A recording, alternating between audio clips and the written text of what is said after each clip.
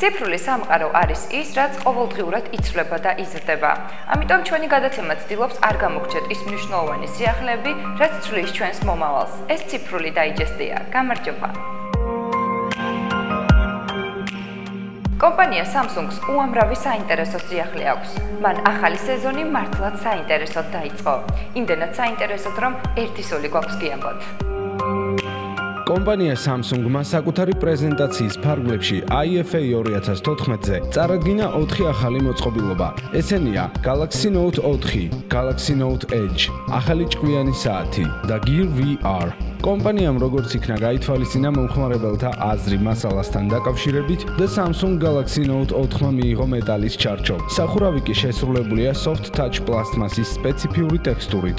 მიუხედავად ამისა, მონაცემებით Note 4-მა დიდი გაოცება ვერ გამოიწვია. ჩვენ თითქმის ყველაფერი ვიცოდით მისი მონაცემების შესახებ, ინფორმაციის წინასწარი გაჟონვების წყალობით, ასე რომ პრეზენტაციამ უბრალოდ დაადასტურა გავრცელებული ხმები. Note 4-მა მიიღო 5.7 ინჩიანი Super AMOLED, იგივე Super AMOLED display გარჩევადობით 2560x1440 პიქსელზე. იგი აღიჭურვა ორი კონფიგურაციით, Qualcomm Snapdragon 805-ის 4-ბირთვიანი პროცესორით, სიხშირით 2.7 GHz ან 8-ბირთვიანი Samsung Exynos 5433-ის 1.9 GHz-იანი პროცესორით. 3 GB ოპერატიული მეხსიერებით და 32 GB შიდა მეხსიერებით, რომლის გაზრდაც შეგიძლიათ microSD ბარათით. Note 4-ს აქვს 16 მეგაპიქსელიანი კამერა ჭკვიანი სტაბილიზაციის სისტემით და ორმაგი შუქდიოდური განათებით. მისი წინა კამერის გარჩევადობა არის 3.7 მეგაპიქსელი. მას აქვს ფართო ხედვის კუთხეები, რაც ხარისხიანი სელფის გადაღების საშუალებას იძლევა. აკუმულატორის ტევადობა განისაზღვრა 3220 mAh-ში სიმძლავრით, რომელსაც აქვს სწრაფი დამუხტვის ფუნქციაც. Note 4 იმართება Android 4.4 KitKat ოპერაციული სისტემით. მეორე სიახლე სახელად Galaxy Note Edge არის ხმების დადასტურება, რომელთა მიხედვითაც Samsung-ი ამზადებდა smartphones დახრილი კუთხით. მიუხედავად წინასწარი მოლოდინისა, Samsung-ის ეს პროდუქტი მაინც იყო მოულოდნელი და სასიამოვნო სიახლე. აპარატი ტოვებს ფუტურისტული მოწყობილობის შთაბეჭდილებას და არასტანდარტული კომერციული პროდუქციის. მაშასე, Note Edge ეს არის Note 4-ის ანალოგი, ერთი დიდი განსხვავებით. ეს განსხვავება არის ეკრანი. უფრო სწორად მისი დამატებითი ზოლი 2560 პიქსელით. პრაქტიკულად ეს არის დამოუკიდებელი ეკრანი, მაგრამ ამავდროულად ის სავსებით ბუნებრივად ასრულებს ძირითადი ეკრანის გაგრძელების როლს. ანუ მთავარ ეკრანსა და დახრილ ზოლს შორის არ არის არანაირი გამყოფი ნიშანი ან ხაზი.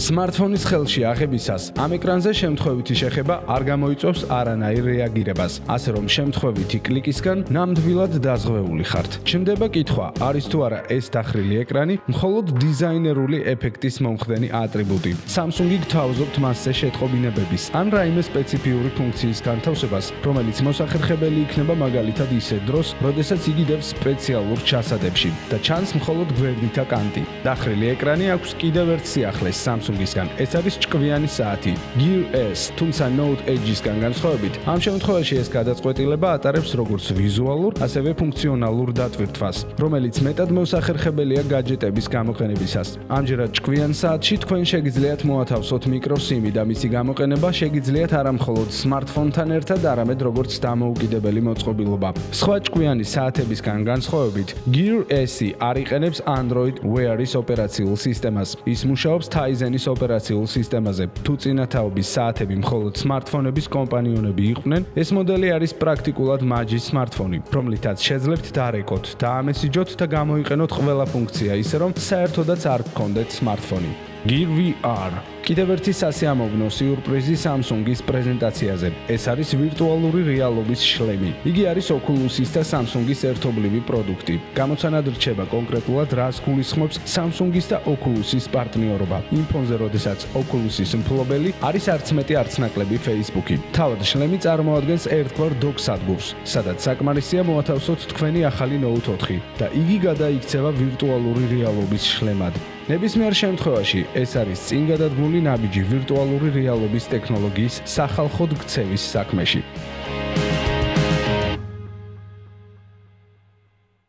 სიახლის გარეშე შემოდგომას არც Huawei შეხვდა.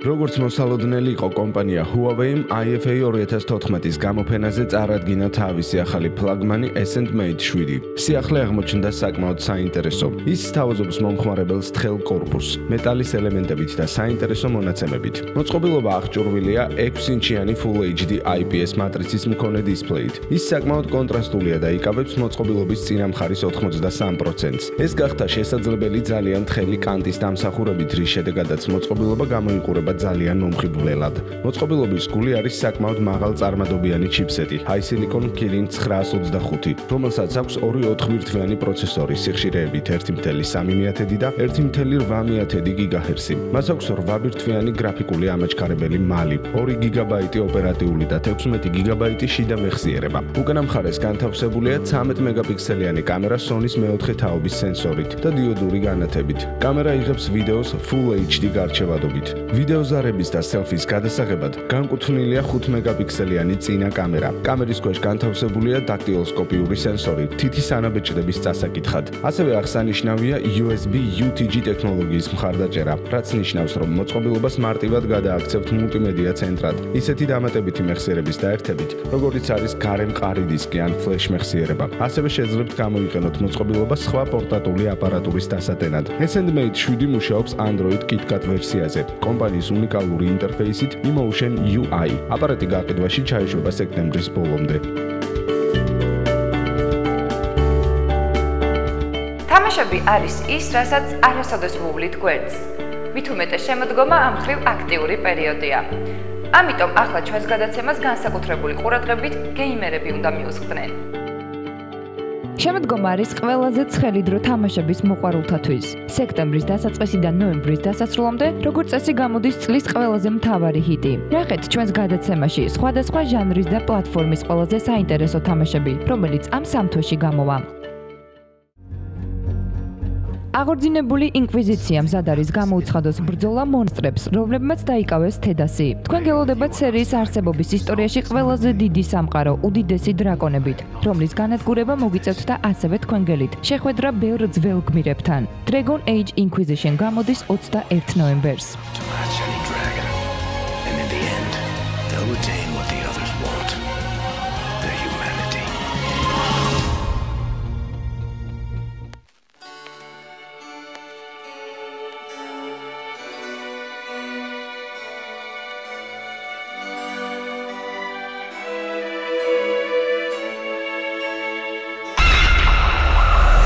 შემდგომი მთავარი ჰორორი არის The Evil Within. იგი მოგიყვებათ დეტექტივ სებასტიან კასტელანოსის ისტორიას, რომელიც მოხდა საკუთარი ცხოვრების უდიდეს კოშმარში. აქ ცდილობენ ის შეჭამონ, დაჭრან ნაწილებად, როგორც ფილმში ხერხი და ჩაუტარონ დამახინჯებული სექსუალური აქტი.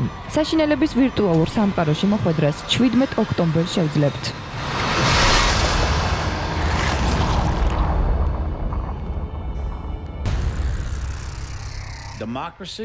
Democracy. Democracy is not what these people need. Hell, it's not even what they want.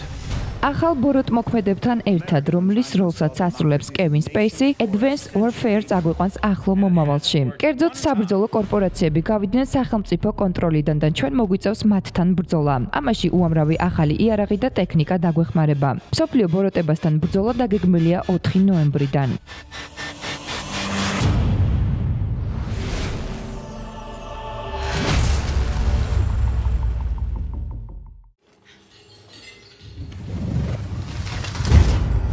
Alien სერიიდან ყველა ელოდა ახალ უაზრო შუთერს, მაგრამ მან განიცადა მუტაცია და გადავიდა ჰორორის ჟანრში. ფილმის ფანატებს გაუხარდათ, რადგან მათ მოუწევთ აიღონ ცნობილი რიპლის ქალიშვილის როლი უცხო პლანეტელებთან ბრძოლაში. თამაში 7 ოქტომბერს გამოვა.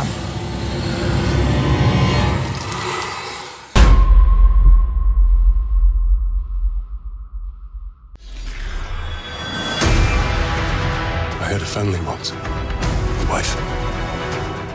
Middle Earth: Shadow of Mordor მოგვიყვება მოვლენებზე, რომელიც განვითარდა ჰობიტის და ბეჭდების ბრძანებლის შუა პერიოდში. მთავარი გმირი ტალიონი უტარებს ეგზეკუციას ორკებს და სხვა ბოროტ არსებებს. აქ ნამდვილად არის ტოლკინის წიგნების ატმოსფერო, ასე რომ ველოდებით 30 სექტემბერს.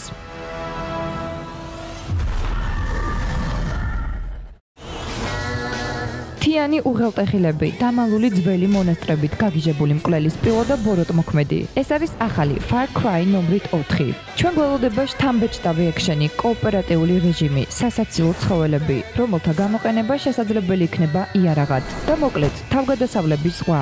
ასე რომ ამ ტიპის თამაშების მოყვარულები იღებთ ჩვეულებებას 18 ნოემბერს.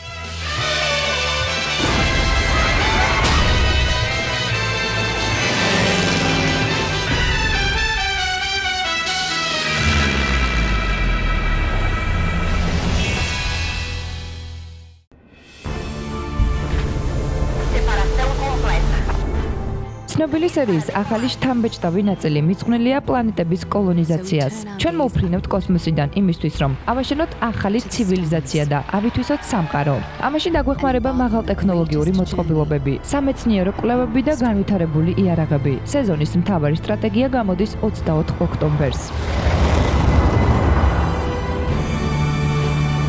A journey into the unknown. To discover a new world, a new home, a new beginning for mankind.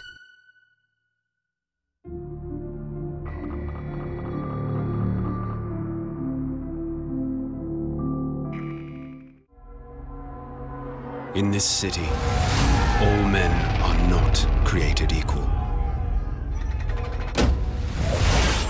28 ოქტომბერს კი სერიალი Assassin's Creed ისევ ბრუნდება ევროპაში. ჩვენს წინაშეა საფრანგეთი რევოლუციის პერიოდში, რომელსაც ნაწილებად შლიან ტამპლიერები. ასასინების ჯგუფი ცდილობს გააჩეროს ტერორი და გაასუფთავონ ქვეყნის პოლიტიკური სათავე.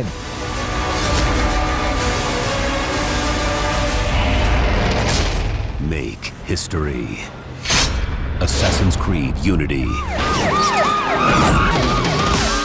The Crew არის თამაში, რომელიც არ არის მხოლოდ რბოლა. ის არის აბსოლუტურ თავისუფლებაზე და დრაივზე. უდიდესი სამყარო, რომელიც არ იზღუდება ტრასით, ან ოფიციალური ჩემპიონატით, რომელიც ხელმისაწვდომია კოოპერატიული სამყაროს შესწავლისთვის. მოაწყეთ რბოლები, სადაც გაგიხარდებათ. გამოიწვიეთ შეჯიბრში მეგობრები და მტრები. შექმნით მძლავრი დაჯგუფებები და იბრძოლეთ ტერიტორიების კონტროლის მოსაპოვებლად. ასეთ რამეს მხოლოდ Ubisoft გთავაზობთ 14 ნოემბერს.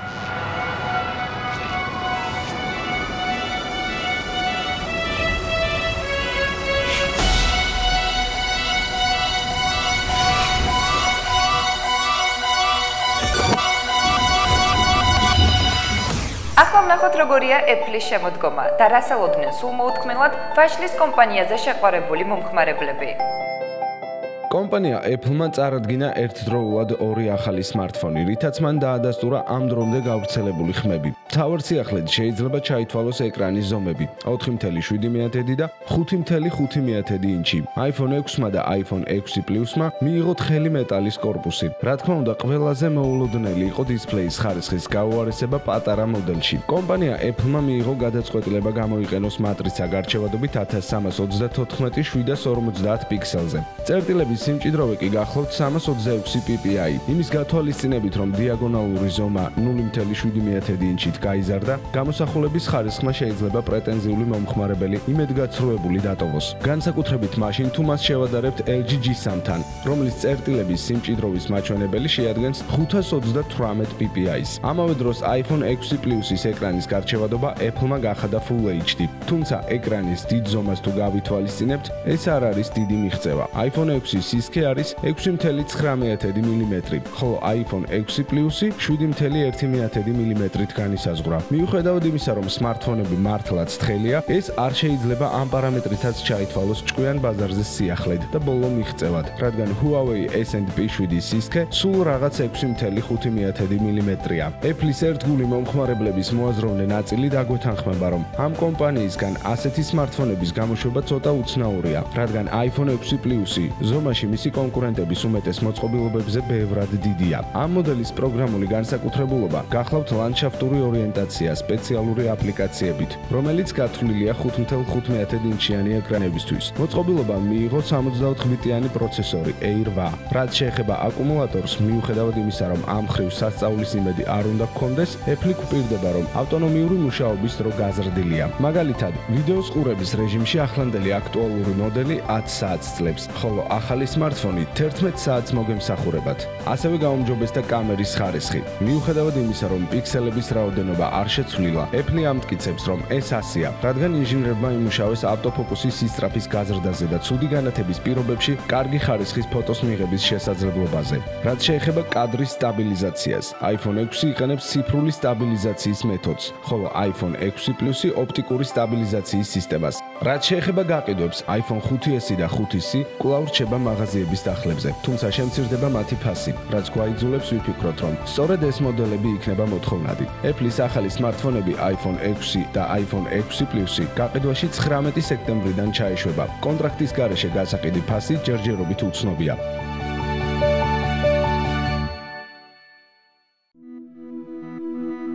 პირველი ნაბიჯი სატარებელი ჭკვიანი ტექნოლოგიების შექმნის დროს Apple-ისგან იყო ის, რომ მან უარითქვა სახელწოდებაში საკუთარ საფირმო კომპონენტზე i, განსხვავებით iPhone-ისგან, iPad-ისგან და iPod-ისგან, მის მიერ გამოშვებულ ჭკვიან საათს ერქმევა Apple Watch.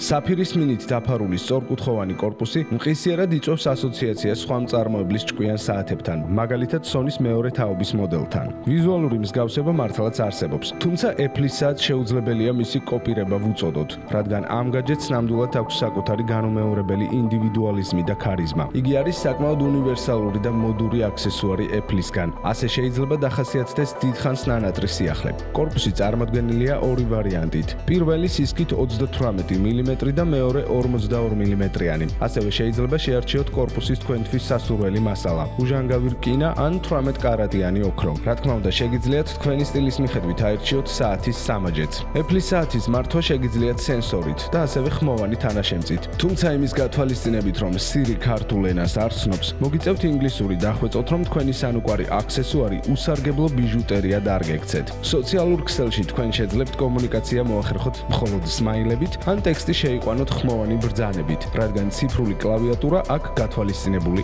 არ არის. რა თქმა უნდა, Apple-ს არ გამორჩა ბოლო დროის ტენდენცია ფიტნეს ტრეკერებთან დაკავშირებით და მისი საათი დააკმაყოფილებს ყველა იმ ადამიანის მოთხოვნას, ვინც რეგულარული ვარჯიშით ზრუნავს საკუთარ ჯანმრთელობაზე. კომპანიამ გადაწყვიტა პრეზენტაციაზე არ გახსნას ყველა საიდუმლო და ამ მოწყობილობის ტექნიკური მონაცემები ჯერჯერობით უცნობია. ერთადერთი რისი დამატებაც შეგვიძლია არის ის, რომ მისი დამხტვა მოხდება უსადენო ტექნოლოგიით. ვაშლის კომპანიას არ დავიწყებია ჩვენი ინფორმირება მოეხდინა ფასთან დაკავშირებით. მისი საათი $350-დან $500-მდე ეღირება მოდელის და მასალის მიხედვით. იგი გაყიდვაში მომავალი წლის დასაწყისში ჩაეშვება. დასკვნის სახით შეგვიძლია ვთქვათ, რომ სავარაუდოდ Apple-მა ამ პრეზენტაციით დაადასტურა, რომ მან დაასრულა ეპოქა, როდესაც Apple იყო ჭკვიანი ტექნოლოგიების ბაზარზე მოდის კანონმდებელი. თუმცა მისი ფანების მრავალრიცხოვანი არმია მათი კუმირიდან კვლავაც დაელოდება სიახლეს, რომელიც სხვა მწარმოებლებს ისევ აიძულებს გაჰყვნენ Apple-ს.